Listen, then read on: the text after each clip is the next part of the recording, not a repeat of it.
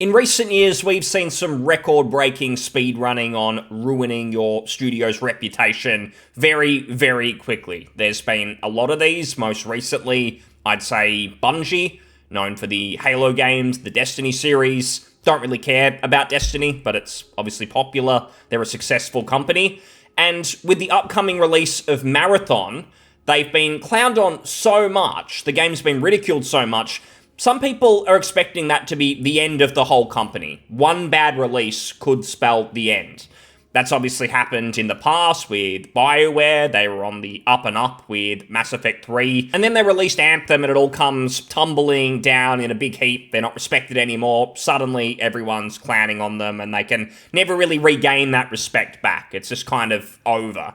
Bethesda, I think with Fallout 76, obviously they're not going to get closed anytime soon. They can fall back on the Elder Scrolls Fallout. But Fallout 76 did spell the end of them being kind of that high caliber, most respected RPG developer where they're getting 90s on Metacritic just because they are Bethesda. Everything gets excused, all the issues, because they just have that pedigree. After Fallout 76, they're a joke. No one cares anymore. And we're about to reach that point, I think, with Obsidian. I mean, in my opinion, I think Obsidian have been over the hill for 10 plus years, probably since Fallout New Vegas, not long after that. But I think just the general public, the average gamer, they still saw them as a studio capable of decent RPGs. I think the original Outer Worlds came out at kind of the perfect time. If you go back, it was kind of marketed in response to Fallout 76, where it was like, hey, Bethesda over there, they've jumped the shark. They're making some live service cash grab. No one likes it. They feel conned almost because there was the whole hype leading up to Fallout 76 where people actually thought it was going to be another single-player game. That obviously didn't happen. So the Outer Worlds 1 was kind of the response to that. And I think it was mediocre. Most people could see it. But it kind of got excused because at that time, you go back to 2018, 2019, whenever it was, there weren't that many other single-player RPGs on the horizon. There was Witcher 3 a few years before, but not like we have now, where there seems to be so many of them. Expedition 33, turn-based game, you obviously had Baldur's Gate 3, there's a ton of other ones. Feels like we're in a much better place now than back in the days of the original Outer Worlds. People excused it. It ended up with solid sales numbers, reasonable Steam reviews, and so on, but it was never really that good. And I do think that Outer Worlds 1 releasing in 2025, it would be ridiculed far more, as evidenced by so many different games, some that probably aren't the worst thing in the world, but gamers just have higher standards. And I do think we are in a world now where your game does genuinely have to be excellent for you to have that commercial success, for you to get that pedigree of being one of the best RPG developers like the From Softwares, the Larians, where people just buy your games because your company logo is on it. Like, you've got to be really good these days for that to happen, or your game's just not going to do very well. You can't market your way out of a mediocre game like I think you could do in the past, where you could have cool trailers and you could have it on every bus and TV ads and everything, and you could get away with a mediocre product maybe doing pretty well. I don't think that really happens in gaming anymore, unless you're really established like Call of Duty or something. Most games have to be good for people to buy them. That's where we're kind of at. And the Outer Worlds can't survive in that sort of world anymore. People have just moved on. And that is shown in 2025, where Obsidian have just turned into a joke in most people's eyes. Avowed had some copers before release where it was like, yeah, we haven't seen that much of the game beforehand. What we've seen, the footage has been pretty average, pretty dismal if we're being honest. They've shown nothing good, but this is Obsidian. They're masters at their craft, role-playing games. They're known for their writing, their world building, brilliant characters. Surely they're going to deliver, and then it comes out and it's a total mess. No one really liked it. It was a bargain bin game and released at a premium price. And so Obsidian go back to the drawing board and they think, all right, well, Avowed was a total disaster. No one did like it. It was crap. And what are we going to do? Well, we do have Outer Worlds 2 coming out end of the year. So that's sort of our salvation. We're releasing 2 big games this year. It's all right if one of them flops because we've got the other one. Surely they can't both do dismally and then we just fall flat on our face. Surely that can't happen. I think it is going to happen. I think that the Outer Worlds 2 is going to be a commercial disaster, and it will probably spell the end of Obsidian in some capacity. It doesn't mean that they'll get officially shut down. I mean, even BioWare is still active, so just utter failure year on year doesn't always go completely punished. There can be layoffs, but it can still be there. That could happen with Obsidian. But I do think if the Outer Worlds 2 is a big bomb, there will be drastic changes, maybe depending on how Grounded 2 does. Maybe they'll restructure and focus on different things. But you have to remember that the Outer Worlds 2 might be the biggest budget Obsidian game ever. It's had the most money put into it, Microsoft money. Normally, Obsidian have been making games on more of a shoestring budget. Like, again, New Vegas was made very, very quickly. Even the Outer Worlds 1 wasn't the biggest budget game ever. I think it was some Take-Two private division, I think they were called. They wouldn't have put very much money into it, if we're being honest. So this is the biggest budget Obsidian game, and it's already looking like a dismal flop, in my view. Part of it is because it's a sequel to the Outer Worlds. So I don't think many people loved the Outer Worlds. Some people will say that they liked it and it was okay, and if we use the Steam sort of Rotten Tomato system with the reviews, the Outer Worlds reviews are not negative or anything. I think they're actually positive, but when you have just a thumbs up or thumb down system, the nuance is sort of lost in, is this actually a fantastic game? People don't think it's the worst thing ever, and I agree. But it's not really great. I don't really care about a sequel, and I've seen some of the marketing for the Outer Worlds 2. Highly anticipated sequel. No one is anticipating this. No one. Even Reddit, which I'll show you in a second. Like, no one really cares about this. If this was just another Obsidian RPG, looked similar, in fact, even if it was just Fallout-esque and it had a different name, I think people would actually be more excited than for the Outer Worlds 2. Even if it was a completely new IP, I think people will go fresh. You can make a good start this time, unlike the Outer Worlds. Let's do something better. So no one's excited about the Outer Worlds 2, a sequel to a middling game. So being a sequel, I don't think, is really helping it. It may actually be sabotaging it in a way, because a lot of people bought the first one expecting it to be the answer to Fallout 76, and it wasn't. So it's like, why would this be? Then you have the Avowed fiasco, which it just sucked. Probably a lot of different people are working on this one because Obsidian have a lot of different teams. No one cares. It's the same company name. The average gamer isn't looking into the inner workings of your organization and how many teams you have, your different stuff. They don't care. They see Obsidian, they go, your last game was crap. I can't remember when you last actually made a good game. You're basically just running off reputation. I don't care about you anymore. So I'm going to wait and see. And then you have the most important factor, which I haven't even mentioned yet. And I'm sure many people are talking about it because it's a hot topic with the Nintendo Switch 2 and Microsoft games in general. It is the price tag for the Outer Worlds 2. So in my country, the Outer Worlds 2 is, it's a great deal. It's $120 for the standard. For the premium edition, which comes with a couple of expansions, it's $150. And I'm actually fairly certain this is a generous conversion rate, because if they start getting like $140 my currency for the game, then absolutely no one would buy it. Even these guys know that.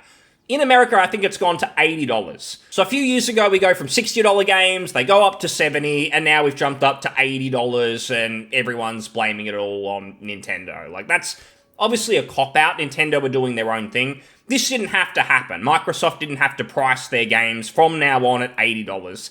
And I think they actually picked the worst game possible to price at $80. I say worst possible. It depends what Microsoft's strategy actually is. We can touch on that later. But if you're going to pick a game where you're going to increase the price, and that's going to be the new normal, and you want it to be a game where people must have this. They must have this game, so they will actually pay more for it. It's like if Elden Ring had been $80, or Baldur's Gate 3, after that positive word of mouth, people might have said, all right, that's probably still a good deal with the amount of quality content.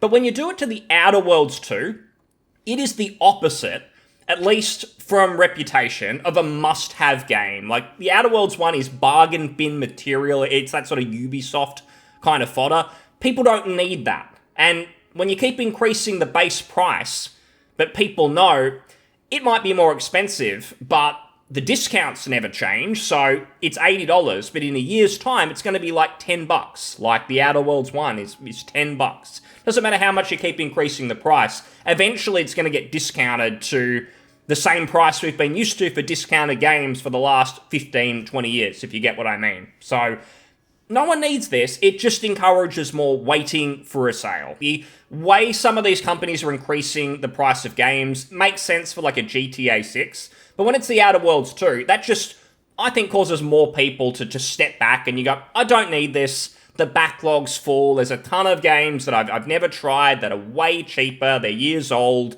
And they were full price back in 2021 or something. But now I can get it for $15. Much better experience than getting this just because it's new and it's shiny, apparently. I don't really need it. It's also not just that. It's not just the price itself that it's gone up to $80.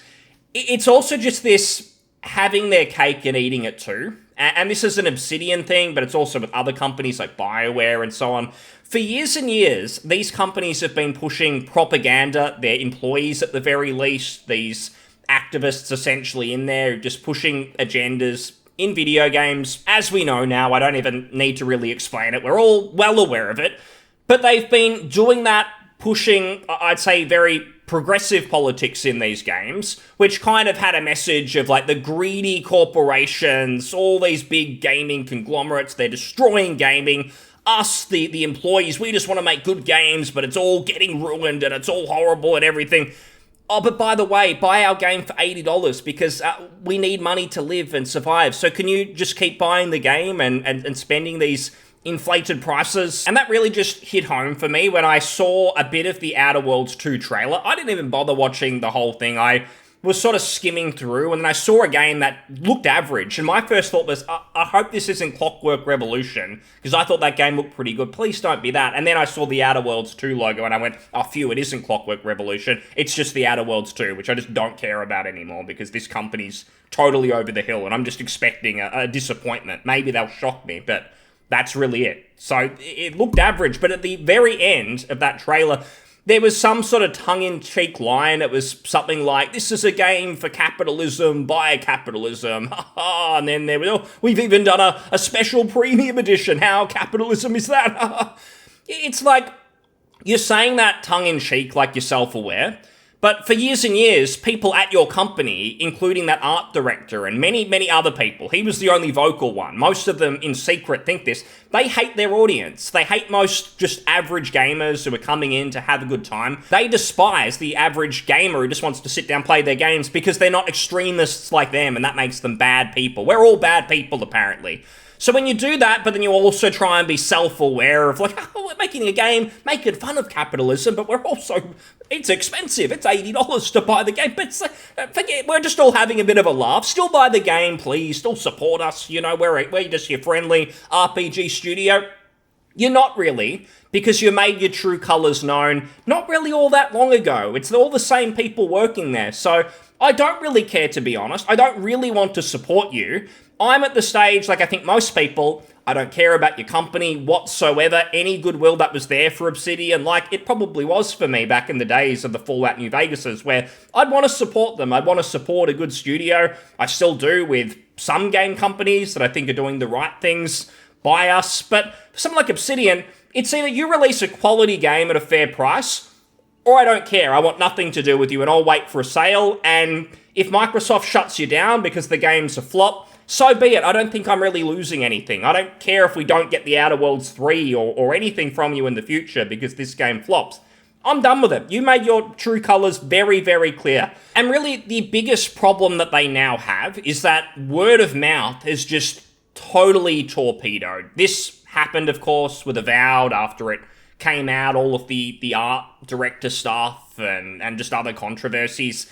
It seems like these days, once that happens, once your game gets a negative reputation, it's all in the toilet. There's no real coming back from it unless the game comes out and it's just a total surprise and it actually is quality. Like, any of these games where we've just heard about development issue murmurings, and hang on, the developers of the game actually hate gamers, just your average gamer, that's a little bit weird. Oh, what a shock, it releases and it's a dumpster fire, it's a total mess. That happens 100 times out of 100. I can't even think of one in recent memory where that hasn't happened, where we've been wrong. Oh, you judge it too soon. You judged a book by its cover. This game's incredible. That doesn't happen these days. Anyone who says it does is usually agenda-driven, and they actually like that agendas are pushed in games. They just don't want to admit it. That's what seems to be happening. So, Outer Worlds 2... some people might say the content, it looks a little bit better, the combat's a little bit better, and so on, but there's nothing to suggest that the writing is any better, or the characters, or the things that Obsidian were known for as their strengths. Not really seeing it. So the chances of this coming out, and it actually being incredible, I think that is highly unlikely. At best, it'll release. It'll be better than Avowed. It might even be a little bit better than the Outer Worlds 1, but it won't be that good. It's not going to overcome this controversy of being $80 and everyone just shitting on the game. And this is literally everywhere. I think this is one of the best things that I saw, which was an AI-generated summary of the stream showing Outer Worlds 2 gameplay. And there's a summary, AI-generated summary, where it says, viewers in the chat are expressing extreme boredom and negativity towards the ongoing presentation of the Outer Worlds 2. Many are asking for it to end, complaining about its length and expressing a lack of interest in the game. How sad. You go to the Reddit, where there's 17 people exploring Helkion. I can't even remember how to pronounce that. Not many people are engaged with the Outer Worlds universe, it seems. No one cares about it, but I still thought even the Veilguard had copers, like a hive mind where you weren't allowed to criticize it. Even Starfield kind of had one at one stage. No one gives a shit about the Outer Worlds. Like, the whole Reddit is just shitting on it. Absolutely fucking not. I'm not paying $80. Here lies broke reasonable gamers. The Outer Worlds predicts its sequel's fate. It's going to be a bomb because no one's going to buy it. I love my anti-capitalist RPG. Oh, wait. And again, it's just something ironic about this. It's not just that it's a game anti-capitalism and it's expensive. It's not even just that. It's the fact that the developers... they're sort of pretending it's all a joke, but it isn't really, because they actually hate their audience for the most part. When you throw that part in, it makes it all just extra hilarious, but also just nefarious behind the scenes, where it's like these people are kind of getting their just desserts, that this game is going to fail, given just how they've treated their fans, people who were looking forward to their next games. Behind the scenes, they actually didn't like them. They hate you. That's basically their mindset, and they'll pretend, no, we don't, please, just buy the game, we didn't mean it. They can say all of that, but we know what's really gone on. And I mentioned earlier their strategy. Like, why are they making this game $80? What is the motivation? I kind of agree with this. It's something I've thought about in the past, where this person says, I get the frustration with the $80, but isn't it clear that Microsoft is using this to push PC and Xbox players to go to Game Pass and pay $15 to boost profits that way, boost the subscription numbers, and maybe PlayStation players will buy it or something like that. I don't know. Like, I've understood the argument that maybe Microsoft is increasing prices for just buying the game to try and drive subscription numbers. They can do that, but that actually makes me even less interested in playing. I do not want to support a world where we do not own our games. Like, right now, that's already kind of the case. Like, on Steam, you don't own your games if you buy them. It's a license or some bullshit. But if gamers allow things to get even worse than that, and they basically sign away their rights to own a game, they say, we don't care, we're happy to subscribe and never own anything, then you sort of lose that leg to stand on in the future, where maybe there is some sort of regulation to game companies, and we do own our games, and they can't do a Ubisoft and claim otherwise. So I don't support these models. It's not even the only reason, the whole game ownership issue. I just think if gaming is all about a subscription model and keeping people subbed, it just destroys the incentive to actually make good games. It just further encourages hamster wheels, keeping you on a treadmill, little dopamine hits in the game rather than quality content, because they don't have to sell you a great product that you pay up front for. So I don't support this. If that's the case, I don't care either way. The Outer Worlds 2 being $80 doesn't make any sense. Like, it's just not going to be a game that's going to be worth that. We already know that. It's stupid compared to everything else on the market, and they've got to compete with indie games now. whatever their budget is irrelevant. Like, they have to figure that out, what a budget is that makes sense to turn a profit and all of that. There's indie games coming out that are way better with much more content, and they're cheaper. This isn't competitive. And then the submodel, piss off with that. I will never support the submodel. It's crap. PC Game Pass used to be really cheap. I still didn't want it because you can see what it's doing to gaming. It's not a positive. Even on Steam, like, we're used to Steam probably calling this stuff out and just shitting on it, but it's not just people shitting on the price. There seems to be censorship to some degree where anyone who calls out the price, the threads are being, they say merged, but that kind of just means hiding it away somewhere where you can't see it. So they're just trying to silence all this controversy about the price. There's no one talking positively about the game. No one cares about it. No one's excited whatsoever because it's an Outer Worlds sequel, so it's not going to be great. No one's expecting great things because it's a sequel to mediocrity. How often does a mediocre game get a banger sequel? It's happened before, but I don't think these developers are capable. Most of the really good people aren't at Obsidian anymore. It's a shell of its former self. They make this joke game about capitalism, but they were also happy to get bought by Microsoft, who, like, you look in this game, like, Microsoft represent everything that they apparently hated. They call this all a big joke, self-aware about they're making a game about anti-capitalism, but they're charging money. But they actually hate their audience, and they're very, very serious. They're not just joking. These clowns deserve to lose, and I really think that's what's going to happen. I don't think it's going to turn out too well for Obsidian, but we'll leave it there. Thanks for listening. I'll see you on the next one. Cheers.